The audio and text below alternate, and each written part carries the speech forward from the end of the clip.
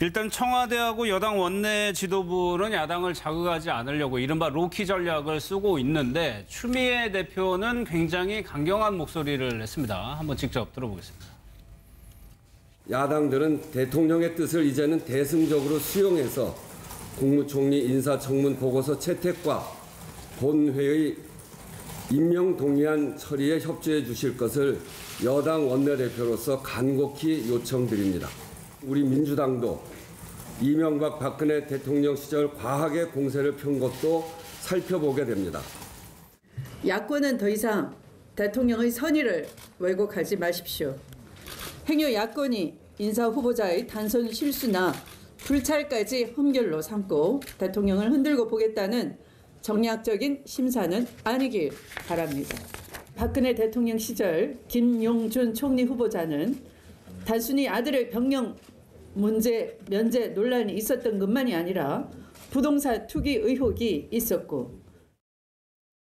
송 변호사님, 우원식 원내대표는 과거를 반추하게 된다라고까지 얘기했는데 추미애 대표는 다른 결의 목소리를 냈단 말이에요. 이건 어떻게 해석해야 돼요? 글쎄요, 사전에 굉장히 중요한 직에 있는 그 두 분께서 조율을 하지 않았을까라는 생각이 듭니다. 그래. 예, 그래서 사전에 조율을 해서 결국은 하고 싶은 이야기 또 해야만 하는 이야기를 하는 와중에 또 이제 신임 원내대표 입장에서는 이제 다른 야당을 또 설득하고 또 동의를 구해야 하는 입장이기 때문에 역할을 좀 분담해서 한 것이 아닌가 그런 생각이 들고요.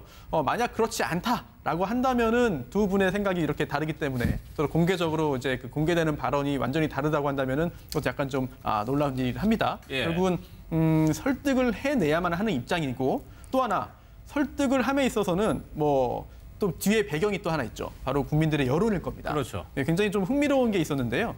이번에 이낙연 총리 후보자에 대해서 야당이 이제 임명에 반대하면서 이낙연 후보자는 안 된다. 절대 국무총리직에 부적합하니까 안 됩니다라고 이야기를 했던 것이 아니라 그런 이야기 대신에 오히려 대통령의 직접적인 해명과 사과를 요구했습니다. 이게 바로 야당의 좀 복잡한 그런 입지를 현재 이야기해 주는 게 아닌가 싶은데요.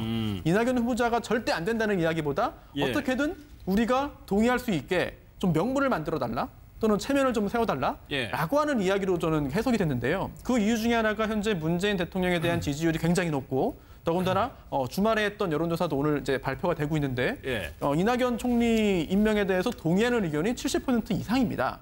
물론 여론조사 하나를 가지고 모든 걸 판단하는 게 섣부를 수 있겠습니다만 이런 것까지 다 여당과 야당의 어떤 정치적인 그런 행위의 배경이 되지 않나 싶은 생각이 들어서 야당을 설득하는 한편 또 우리가 현재 여론의 지지를 입고 있다라고 하는 것도 좀 보여주기 위한 측면이 있지 않나 그렇게 생각합니다. 근데 제가 볼 때는 추미애 대표의 저 말은 정치적으로 볼 때는 좀 부적절한 것 같습니다. 왜냐하면 과거를 지금 반추하게 하지 않습니까? 김용준. 그러면 박근혜 정부나 이명박 정부를 한번 생각해 봅시다. 특히 이명박 정부는 10년 만에 진보 정권에서 보수 정권으로 넘어갔습니다. 그때 이명박 대통령의 인기가 하늘을 찔렀기 때문에 무슨 일을 해도 국민들이 용서할 것 같은 그런 분위기였음에도 불구하고 인사를 발표했는데 장관이 그때 3명, 4명 정도가 낙마했습니다. 그때 한순수 총리도 굉장히 오래 걸렸어요. 그럼요. 한순수 총리도 생각보다는 도덕적 힘결이 집 기억에 많이 남았습니다. 이분도 위장 전입 아마 있었을 겁니다. 그렇다고 하면 왜 그렇게 했습니까? 지금의 청문회 제도가 사실 문제가 좀 있고 또 두 번째는 국민 눈높이가 그만큼 높습니다. 그런데 제가 볼 때 이해하는 건 딱 하나입니다. 문재인 대통령은 인수위 시간이 없이 바로 실전에 돌입했기 때문에 인사 검증의 절차가 굉장히 짧았다. 여유가 없었다. 그래서 저는 이낙연 총리를 왜 저는 인준했으면 싶었냐면 아마도 문재인 대통령이 이낙연 총리 지명자를 지명했을 때는 지금의 민정 라인도 없고 그냥 알아서 한번 조사해봤더니 이 정도면 깨끗하다고 생각했지만 자꾸 뭐가 나오는 겁니다. 그렇다면 앞으로 그다음 장관 인사는 제가 볼 때는 이제는 민정수석도 정했으니까 조금 더 침착하게 차분하게 하시고 너무 저는 속도를 낼 필요는 없다고 봅니다. 그럼에도 불구하고 총리는 지금 임명자지 굴러가는 것이고요. 또 하나는 대통령이나 이 민주당에서는 하나는 이야기해야 됩니다. 과거에 우리가 국민 눈높이로 말했던 이 기준은 좀 문제가 있으니까 바꿔야겠다. 그러려면 누구의 도움이 필요합니까?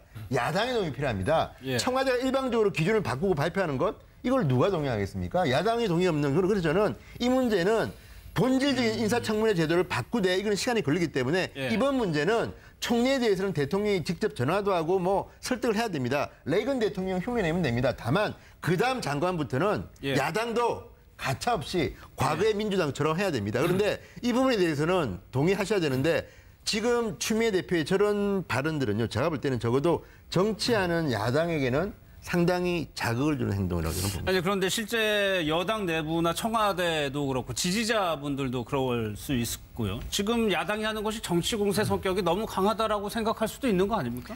그런 면을 뭐 부인할 수는 없을 것 같아요. 예. 문재인 대통령이 특히 한 번도 보지 못했던 정도의 파격적인 소통 행보를 야당에 대해서뿐만 아니라 국민들께도 보여드리고 있는 국면이었거든요. 예. 그런 면에서 높은 지지율 하에서 국정을 운영하고 있는데 어떻게 보면 이 인사청문회 문제가 그 야당의 입장에서는 이때 우리가 좀 기선을 제압해야 되는 것 아니냐. 작용을 하나 봐요. 예, 그런 부분들이 좀 있는 것 같아요. 그래서 뭐 저는 추미애 대표께서 그 말씀을 하신 경위가 어떠한 뭐 마음에서 하셨는지는 저희가 확인할 수 없습니다만 국민들의 그런 마음을 또 대변해 주신 부분이 있다고 생각하고요. 예. 그리고 이 대목에서 저는 국회도 이 문제를 좀 심각하게 우리가 청문회를 둘러싼 문제들을 좀 들여다봐야 된다고 생각되는 지점이 이제까지 청문회가 진행될 때 청문을 진행하는 의원들에게까지 어떤 관심이 모아진 적은 사실상 없거든요. 그런데 이번 인사청문회는 아주 독특하게 특히 SNS라든가 보면 실질적으로 그러면 청문회를 진행하는 국회의원들은 이 같은 문제가 없는가에 대한 국민적 관심이 정말 고조돼 있습니다. 예. 물론 이 부분이 인사청문회의 메인 이슈는 아닙니다만 실질적으로 국민들의 눈높이는 입법부 개혁은 그럼 누가 하냐라는 질문을 던지고 있는 것이거든요. 저는 그런 면에서 국회도 우리 진성호 의원님 말씀하신 것처럼 인사청문회 기준에 대해서 전반적으로 재검토하고 재구성해서 국민들과 합의하고 그런 기준을 좀 마련해야 되는 때가 왔다라는 생각이 좀 들고요. 그런 지점들이 나중에는 결국 이 행정부에 대한 개혁뿐만 아니라 입법부에 대한 개혁으로까지 연계될 수 있다는 점도 한번 좀 고려해 볼 필요가 있다. 이런 말씀을 좀 드리고 싶습니다. 지금 이 시각 국회의장실의 모습을 좀 보여드리고 있습니다. 정세균 국회의장과 여야 원내대표들이 정례적으로 협의를 하기로 했죠. 그 자리에 위해서 우원식 원내대표, 주호영 원내대표가 일단 먼저 참석을 했고 이 자리에 전병헌 청와대 정무수석이 참석을 해서 조금 협조를 구하겠다는 내용입니다. 아직 참석자들이 다 들어오지는 않은 상황이고요. 일단 다 모이게 되면 글쎄요, 좀 얘기를 조금 들어보도록 하겠습니다. 근데 손석희 변호사님, 국민들이 보기에요. 과연 청문회가 국무위원, 총리 후보자의 적격성을 판단하기 위한 자리냐 아니면 여야 정치 주도권을 잡기 위한 싸움의 장이냐 이렇게 볼 수도 있을 것 같고요. 그렇습니다. 애초에 이 인사청문회 제도라는 게 뭐 우리나라 정부 수립 때부터 있던 게 아니죠. 그 후에 이제 민주화가 되면서 그리고 또 이런 장관 그리고 또 장관들 뭐 장관들은 국무위원들은 동의는 필요 없습니다만 동의가 필요 없거나 아니면 동의가 필요한 경우에 그걸 국민들에게 좀 알려주자. 그리고 또 국회의원이 민의의 대변자인 국회의원들이 미리 좀 확인해보자라고 하는 차원에서 만들어진 제도가 바로 인사청문회인데요.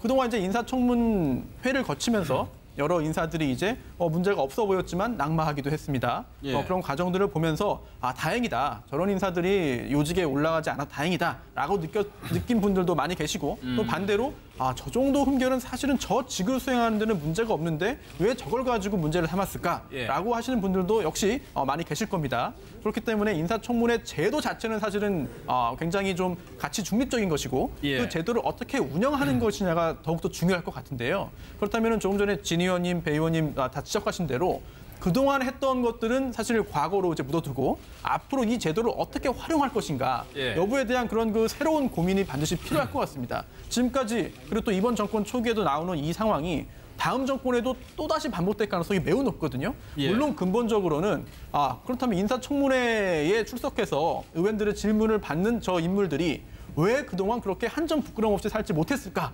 라고 하는 점에 대해서 그렇죠. 물론 그렇게 비난하신다면 그거는 할 말이 없겠습니다만 뭐 성직자를 뽑는 자리가 아니지 않느냐 또는 도덕적으로 문제없는 사람들만으로 어떻게 구성하겠느냐라는 지적도 뭐 그냥 넘길 수는 없는 말인 것 같습니다. 그렇다면 새로운 패러다임, 이 시점에서 어떻게 이 제도를 운영할 것인가에 대해서 국민적인 합의에 바탕한 국회 차원의 논의가 반드시 필요한 것 같습니다. 근데 제가 한마디 부연하면 지금 한국식 인사청문회는 국제적으로는 유례가 없다고 저는 알고 있습니다. 무슨 말이냐면요. 미국도 청문회가 있지만 우리처럼 이렇게 이제 과거에 후보자가 했던 어떤 도덕적인 문제를 하나씩 까발기면서 인신공격성 이런 청문회는 없습니다. 그러니까 그런 거는 차제에 비공개로 끝내놓고 어느 정도의 어떤 단계를 통과한 사람만을 대상으로 이제 자질 검증을 하는 건데 예. 지금 우리나라는 지금 좀 특이한 인사청문회 제도가 정착된 거고요. 그래서 저는 이 문제는 장기적으로 고쳐야 된다. 다만 이번에 새로 고쳐서 청문회하기는 힘듭니다. 그리고 또 하나는 지금 상황이 뭡니까?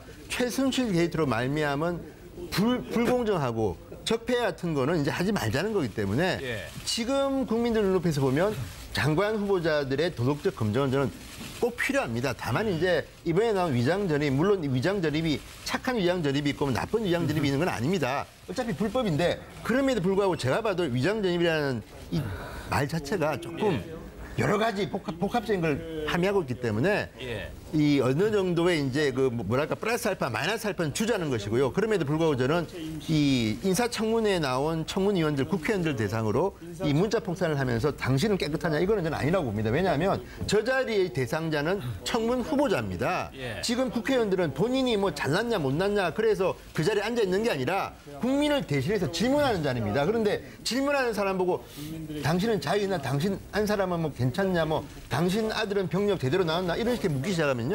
국회의원들이 일을 못합니다. 저는 그래서 이 문제는 청문위원회에 대한 어느 정도까지 비판은 모르겠으나 예.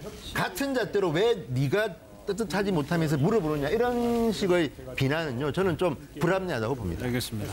말씀드린 대로 이제 정세균 국회의장과 여야 원내대표 협의가 시작이 됐습니다. 전병헌 수석도 참석할 것으로 예정돼 있고요. 오늘 국회 정치권의 흐름에 따라서 이낙연 총리 후보자의 임명 동의안 부분이요. 좀 어떻게 처리될지 저희가 계속적으로 좀 지켜보도록 하겠습니다. 협의가요. 아무래도 좀 협치의 국민적 바람을 조금 잘 이뤄냈으면 좋겠다는 생각을 합니다.